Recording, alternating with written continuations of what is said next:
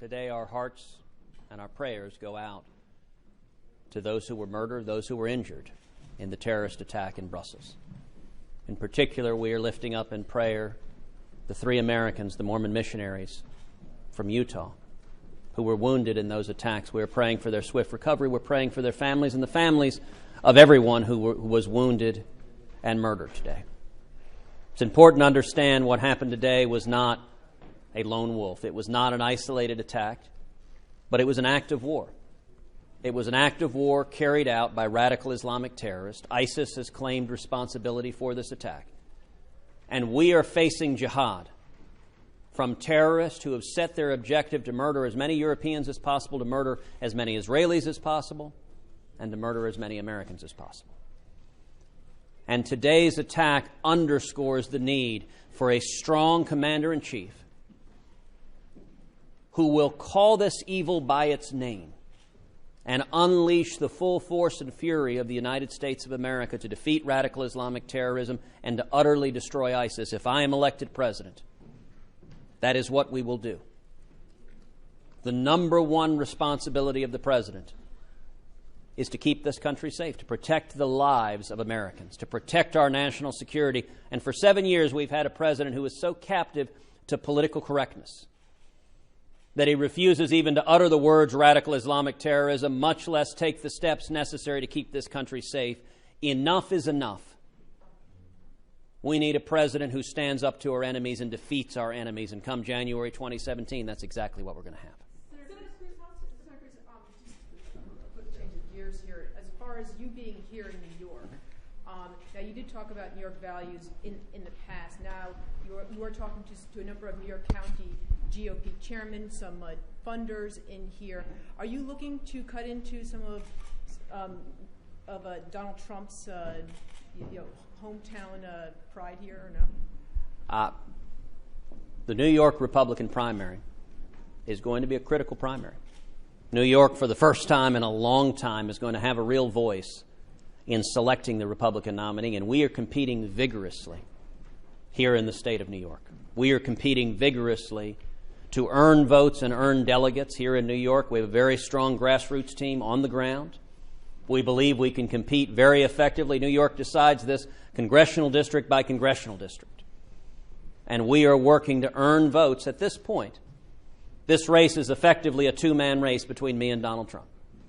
And nationwide, 65 to 70% of Republicans recognize that Donald Trump is not the best candidate to go head-to-head with Hillary Clinton. That if Donald Trump is the nominee, Hillary wins. And if Hillary wins, the Supreme Court is lost for a generation. The Bill of Rights is lost. Our children are buried in trillions more in debt. Their future is put into real jeopardy. And as today's attacks underscore, if Hillary Clinton is elected president, we will continue the same policies of weakness and appeasement that have enabled the rise of radical Islamic terrorism and that jeopardize the safety and security of Americans. New Yorkers want a safe and secure America. New York saw firsthand the tragic consequences of radical Islamic terrorism on September 11th. And we need a president who is vigorous keeping this country safe. I believe the New York primary will be very competitive. And I'm encouraged by the support we're seeing on the ground from New Yorkers. Democrats are pounding you for your calls to patrol and police Muslim neighborhoods. And they say that you are calling for a police state in Muslim neighborhoods. You know, sadly, it is not news when Democrats attack. And it says something that Democrats attack not directed at radical Islamic terrorists, not directed at the jihadists that are seeking to murder us, but instead at anyone who dares speak the truth about who they are.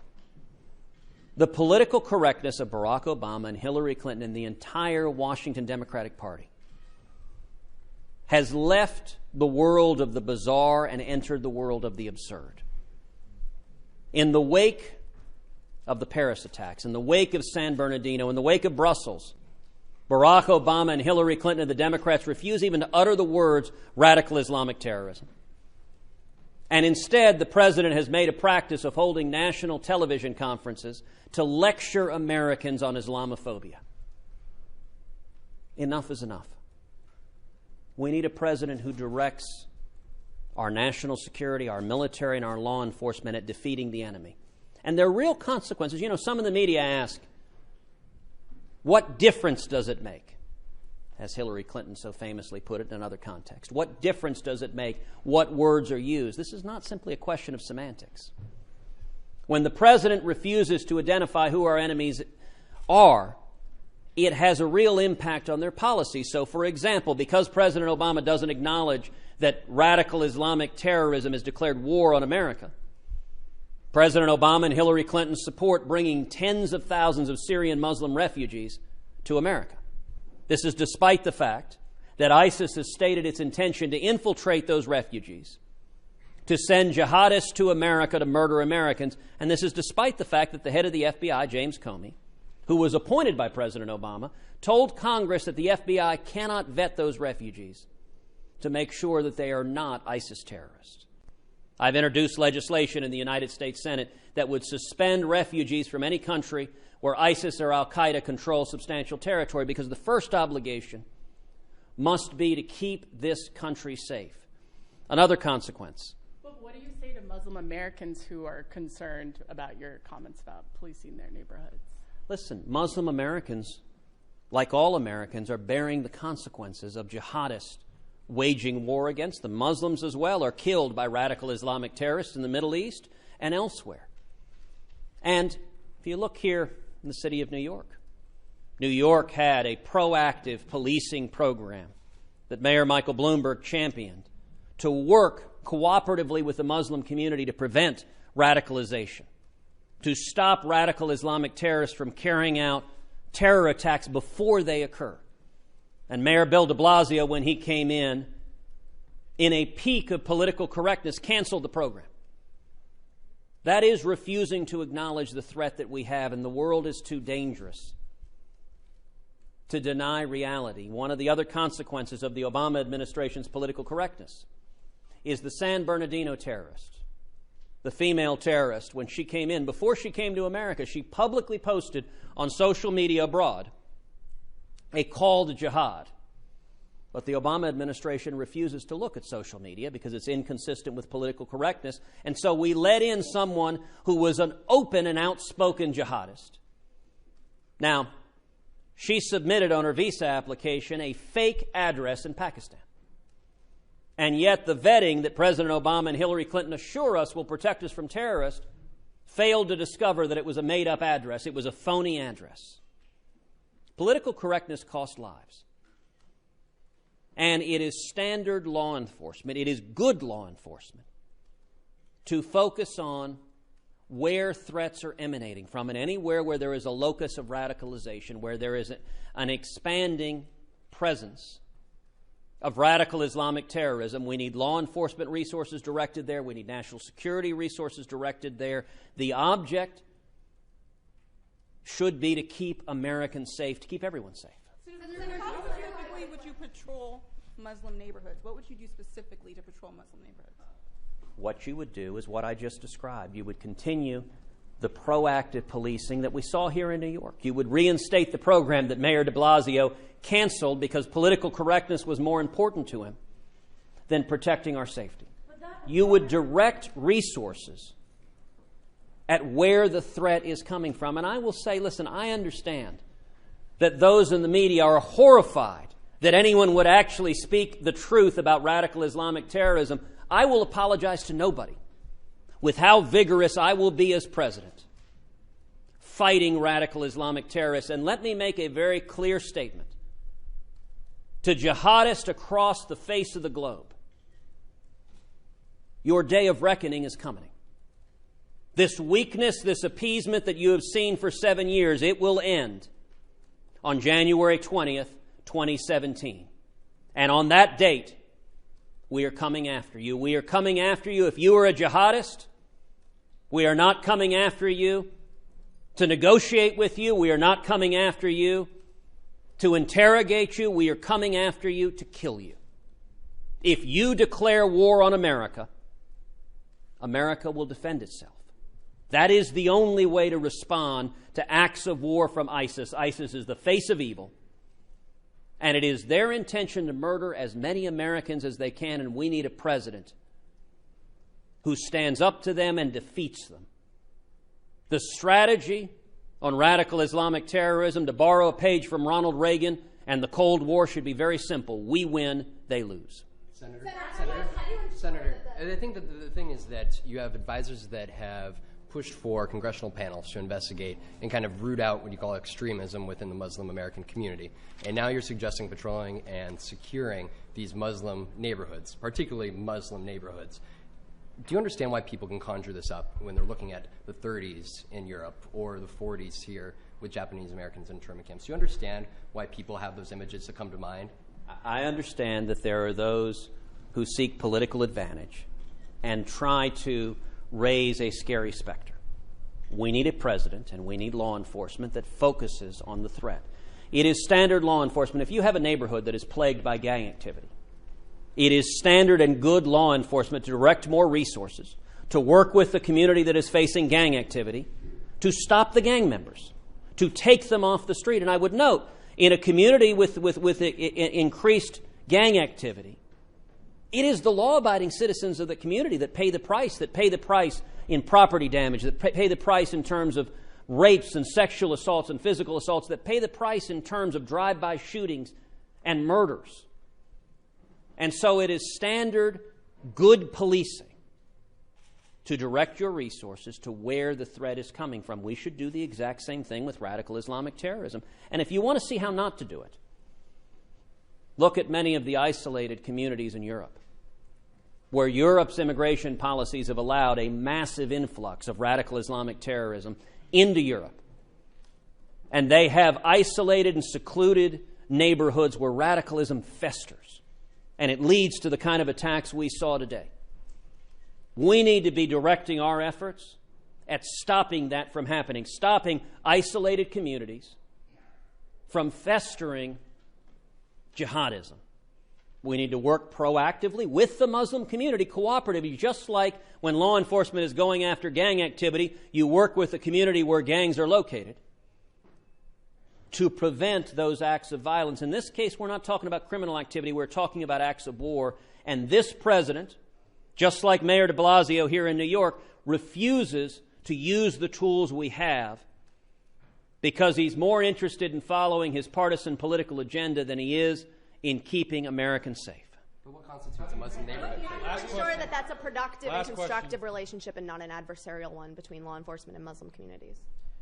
You do so by working cooperatively with those communities. Listen, I would note, one of the strongest leaders worldwide in targeting radical Islamic terrorism is President al-Sisi in Egypt. Now, an example of just how backwards the Obama administration's foreign policy is. When Mubarak was toppled in Egypt and replaced by the Muslim Brotherhood, the Obama administration celebrated. That was a catastrophic day from U.S. national security perspective. The Muslim Brotherhood, Morsi, who took over there. The Muslim Brotherhood is a terrorist organization. I've introduced legislation in the United States Senate to designate the Muslim Brotherhood as a terrorist organization. They fund radical Islamic terrorists who seek to murder Americans, to murder Israelis, to murder Europeans. And yet the Obama administration celebrated the Muslim Brotherhood taking over in Egypt. Egypt had been a long and reliable ally, but Mubarak had a poor record on human rights, but a stellar record standing with America and standing with Israel against terrorism. When al-Sisi took over, the Obama administration condemned al-Sisi, and yet al-Sisi has been a relentless opponent of radical Islamic terrorism. And, I wrote a book last year, Time for Truth. In that book, I quote at some length a speech that President al-Sisi gave a little over a year ago, January 1st of last year, at Cairo University. That was the same university that in 2009, Barack Obama, as part of his World Apology Tour, stood at Cairo University and said, Iran has a right to nuclear technology. It's profoundly foolish and foolhardily. It was the essence of political correctness, and yet it jeopardized the safety and security of Americans. Well, al-Sisi gave, on January 1st of last year, an incredibly brave speech where he called out radical Islamic terrorism. Now, al-Sisi is a Muslim. He is a Muslim leader of a Muslim country. And that was an act of courage. For al-Sisi to call out radical Islamic terrorism, he was literally putting a bounty on his own head. The jihadists want to murder President al-Sisi. He knew that. And he did so with courage and moral clarity. And it is tragic that the president of Egypt shows more courage confronting radical Islamic terrorism than does the president of the United States. Indeed, today, President Obama is happily at a baseball game, yucking it up with the Castro's communist dictators, rather than being in America and directing the effort to defeat ISIS, rather than traveling to Brussels and standing with our friends and allies. And just yesterday, President Obama stood by the side of Raul Castro as Raul Castro attacked America. And President Obama agreed with Castro's attacks on America. It is not too much to ask for the President of the United States to defend America, not to side with communist dictators who hate us, who oppress and murder their citizens, and who spread terrorism throughout Latin America. We need a president whose priorities are keeping America safe. And the attack today underscores the need for a strong commander-in-chief. Does this make you rethink your position on torture? Sisi tortures people.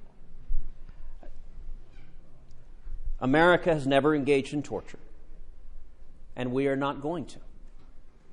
But we will utilize interrogation techniques that are effective to keep this country safe. And we will utilize law enforcement. We will utilize national security. We will utilize military force. When it comes to ISIS, right now what we are doing is woefully ineffective. We drop a bomb here, a missile there. It's photo op foreign policy. It looks good on CNN, but it doesn't actually defeat the enemy. If I am elected president, we will use overwhelming air power to carpet bomb ISIS into oblivion. We will destroy their command and control facilities. We will destroy their infrastructure. We will destroy their communication. We will destroy their transportation. We will destroy the oil fields. We will destroy the refineries. We will destroy their troops and manpower. And we will arm the Kurds, our friends and allies who are boots on the ground, who are fighting ISIS, and yet the Obama administration, for political reasons, will not arm them. And we will utilize our special forces and troops as needed to utterly destroy ISIS. And we will do so not with the rules of engagement that the Obama administration sends our troops into battle with, rules of engagement that tie their arms behind their back, that make it impossible for them to defend themselves. Instead, if and when U.S. military force is required, we should use overwhelming force, kill the enemy, and then get the heck out. Thank you.